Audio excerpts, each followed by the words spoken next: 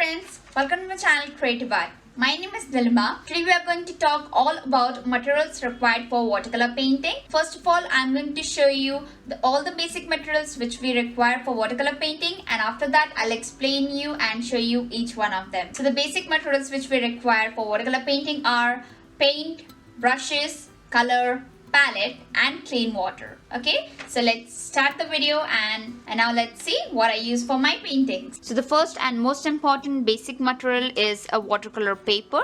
I'll show you there are three types of watercolor paper. This is the first, second and third. The first paper I have painted, this is hot pressed paper which is very fine and the color directly goes smooth. The second paper is cold pressed paper and you can see that the color doesn't spread smoothly because it gets very easily absorbed in the cold pressed paper. And the best one is the rough paper, which is the most I like about it because the rough texture allows the color to flow over, and this is very good for creating snowy effects or the hilly area effects. So these are the three paper types, but the paper I use is Chitrapat handmade papers. I'll show you, this is a Chitrapat pad.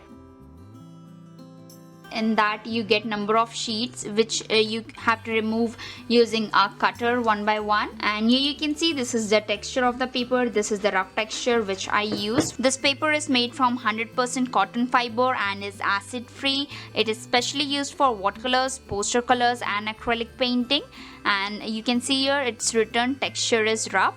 And the second what I use is artist watercolor paper. These are 25% cotton, but you also get here 75% cotton and 100% cotton, but this is the most basic one which I have bought. This is from Brusto, and here I'll show you this is the cold pressed surface for mastering wet on wet technique. Okay, you'll get different kind of, like I have shown you the rough paper and the cold pressed. I used mostly these two types of paper.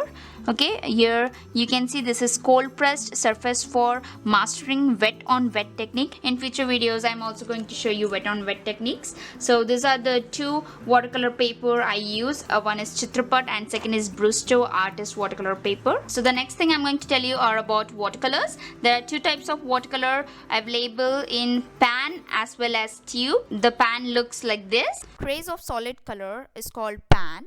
Pan which are only activated when touched with a wet brush, as the amount of pigment you can take each time is limited. It's a more difficult to paint on landscape project According to me, because I generally use the tubes. For watercolor painting I use is Camlin artist watercolors. I bought a whole pack of 18 shades in which I got the shades. I'll name you one by one all the shades. The first is lemon yellow, gambot hue, yellow orch, permanent orange, vermilion hue. You can see rest all the colors. There are sap green, different colors of green, and burnt sienna, raw sienna, crimson lake, cobalt blue, ivory black, Persian blue, Chinese white. So these are the colors we get in the pack of 18. And if you're a beginner, please do use Camlin watercolor tubes. This is also a pack of 18 and I think this is cheaper. This is 160 rupees only as compared to this pack. The next I'm going to show you are the paint brushes. The most important paint brush for me is this one. This is Sybil hairbrush flat and Sybil hairbrush round. This is number 8. This is number 6. A very thin brush 00. Flat brush number 3. Deer hairbrush. This is quite stiff hairbrush, but I really like it. And this is a flat brush 38 mm. So these are the brushes I use for watercolor painting. There are various types of brushes available. You can choose according to your type, whatever you like. The next thing is a watercolor palette. I use a very good white watercolor plastic palette because it is very easy and transparent. You'll really know the quantity of water and color you're mixing, and you can really test it on your palette and then use it on your paper, so you won't spoil your painting. And please do keep your acrylic or oil paints palette separate from your watercolor palette because it will help you to maintain the transparency of the color. These are the two glass jar containers I use for my watercolor painting because it's easy to see the watercolor and the level of water, and you can also observe easily that is your water clean or not. And from here you can easily put your brushes. This is a glass mug and a container. I always use this one for washing my brushes and this one to maintain a clean water, which I have to use for my fresh color making. And other from this very important materials, I also use a pencil sharpener, of course a pencil for drawing, water soluble pencils, water soluble graphite pencils, felt tipped pencils. I have shown you the effects, how the water soluble pencil effect is over here, and water soluble graphite pencil, filter tipped pencil, putty eraser. You can see this is my putty eraser, waterproof steel nibbed pen, okay, brush pen, water soluble art pen, graphite pencil, craft knife, ballpoint pen, water brush.